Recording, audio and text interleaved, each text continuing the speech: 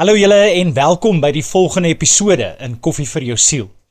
Die titel vir vandag is Wanneer geloof 'n kwessie van oorlewing word. En hierdie is episode 17 in die tema Die Kriewelrige Kerk.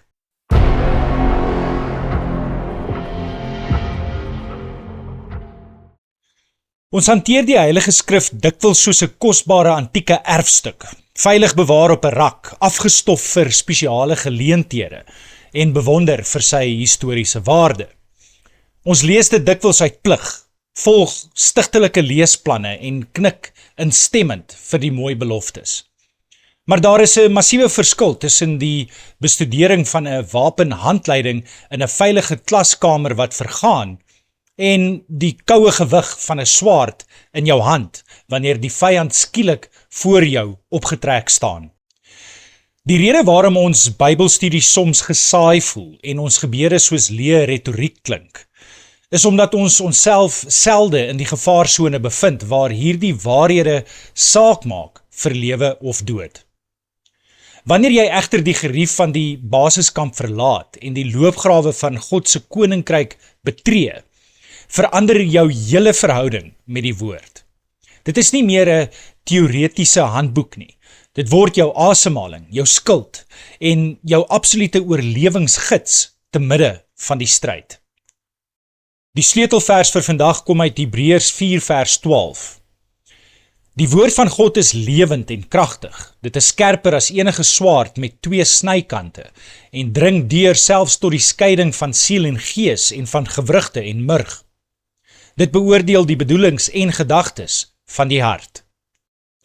Die oordenking vir vandag: 4 gedoopte geloof, die transformasie van die loopgrawe. Die oomblik wanneer die liggaam van Christus aktief betrokke raak by die groot opdrag, word ons onmiddellik in die skrif ingedryf vir werklike antwoorde.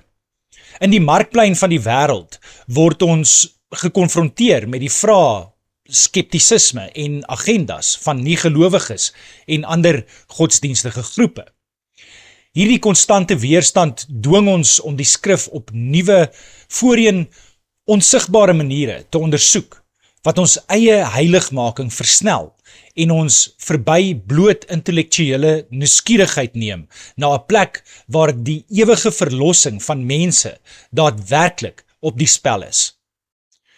Dit verander ons motivering radikaal om die Bybel te lees. Dit verskuif vanaf 'n pligmatige wilsdaad na 'n intense begeerte gebore uit pure desperaatheid.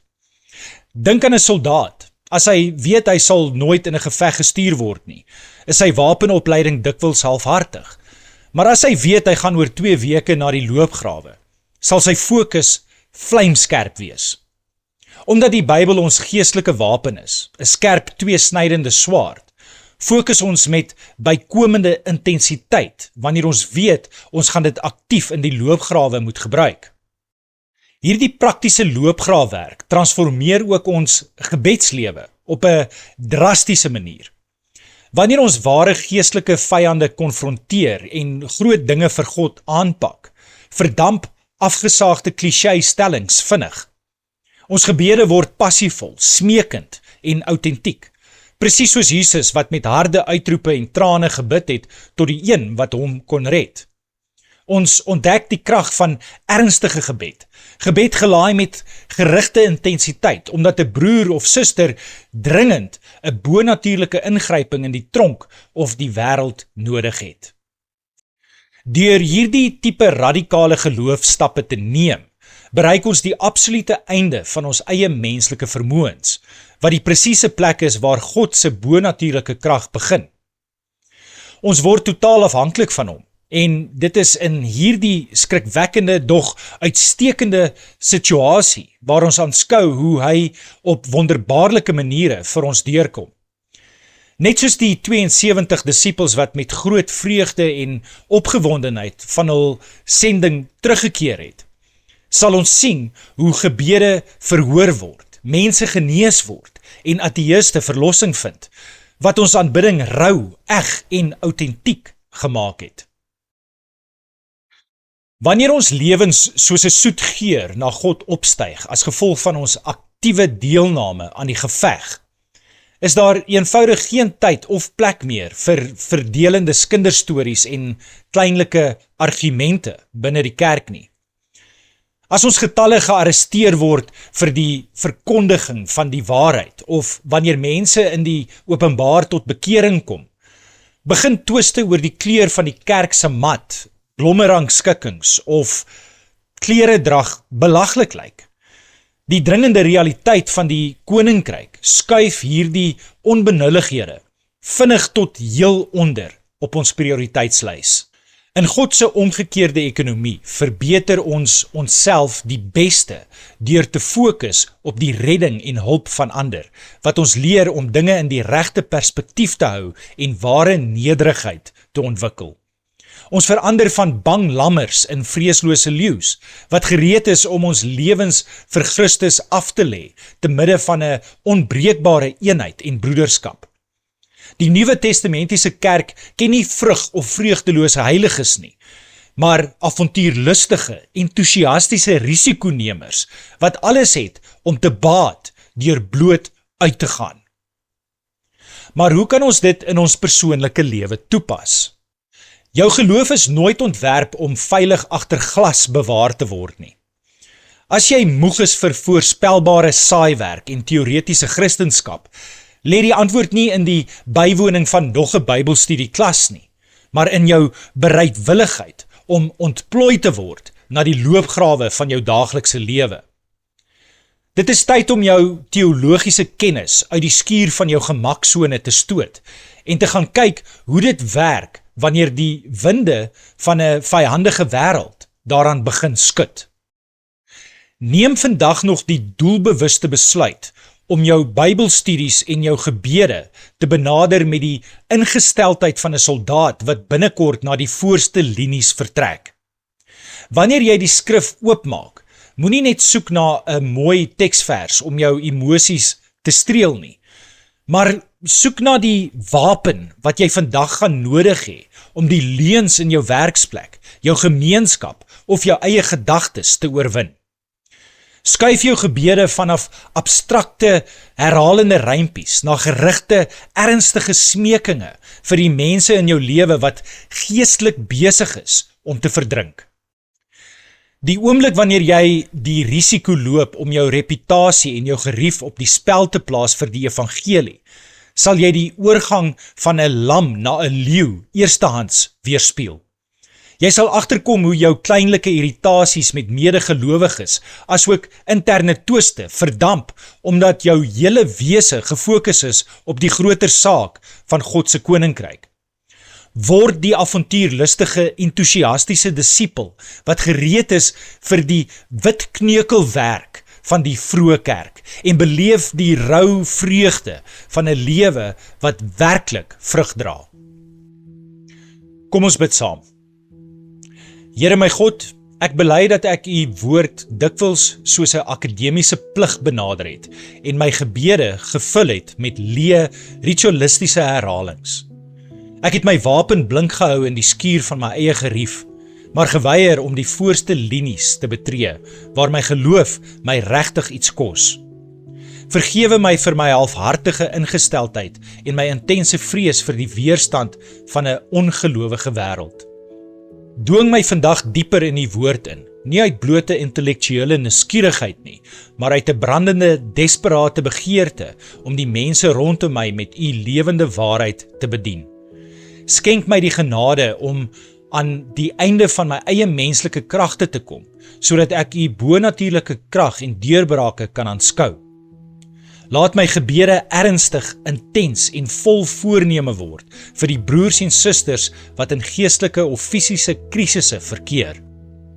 Stroop my van alle tyd en energie vir kleinlike twiste, kinderstories en verdelende argumente binne u gemeente. Rig my oë op die massiewe omvang van u groot opdrag en bind ons as 'n hegte groep broers en susters saam in 'n onbreekbare eenheid te midde van die stryd. Laat my lewe 'n soet geur wees wat na u opstyg, vol van die rou, egte en spontane lof wat vloei uit 'n hart wat u wonders eerstehands gesien het. In die wonderlike naam bid ek dit. Amen. Ons kan ook verder uit die skrif leer om ons meer te bemoedig in vandag se oordenking. Die eerste vers kom uit Handelinge 4 vers 31. Nadat hulle gebid het, het die plek waar hulle bymekaar was geskud. Hulle is almal met die Heilige Gees vervul en het met vrymoedigheid die woord van God verkondig. Hierdie kragtige gebeurtenis illustreer volmaak die tipe ernstige en intense gebed wat in die oordenking beskryf word, wanneer gelowiges hulself aan die voorste linies bevind. Dit wys ons daardie werklikheid, dat wanneer die kerk sy gerief verlaat en in totale afhanklikheid saamstaan, te midde van vervolging, God nie met leë seremonies antwoord nie, maar met 'n fisiese en geestelike skudding wat vrymoedigheid skep. Dit bewys dat die krag van die Heilige Gees geaktiveer word vir die uitsluitlike doel om die woord vreesloos in die openbare arena te verkondig. Die volgende vers kom uit 1 Petrus 3 vers 15. In julle harte moet daar net heilige eerbied wees vir Christus die Here. Wees altyd gereed om 'n antwoord te gee aan elkeen wat van julle 'n verduideliking eis oor die hoop wat in julle lewe. Hierdie skrifgedeelte sluit direk aan by die oordenking se verduideliking oor hoe loopgraafwerk ons dwing om die Bybel intensief te ondersoek vir antwoorde. Petrus herinner ons daaraan dat ons nie in 'n passiewe, onvoorbereide toestand kan leef nie, maar dat ons geloofstappe ons noodwendig in situasies sal bring waar mense ons sal konfronteer met die diep vrae oor ons hoop. Dit daag ons uit om die skrif soos 'n soldaat te hanteer, sodat ons altyd gereed en toegerus is om die waarheid met oortuiging en respek te verdedig. En dan die laaste vers kom uit Filippense 2 vers 1 tot 2.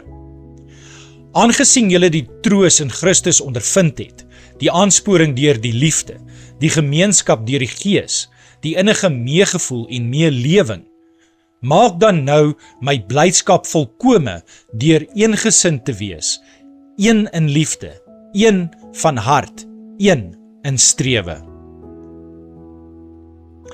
Hierdie vermaning van Paulus weerspieël die bonatuurlike eenheid en die groepbroers mentaliteit wat slegs onder die druk van 'n vyhandige omgewing ten volle ontwikkel kan word.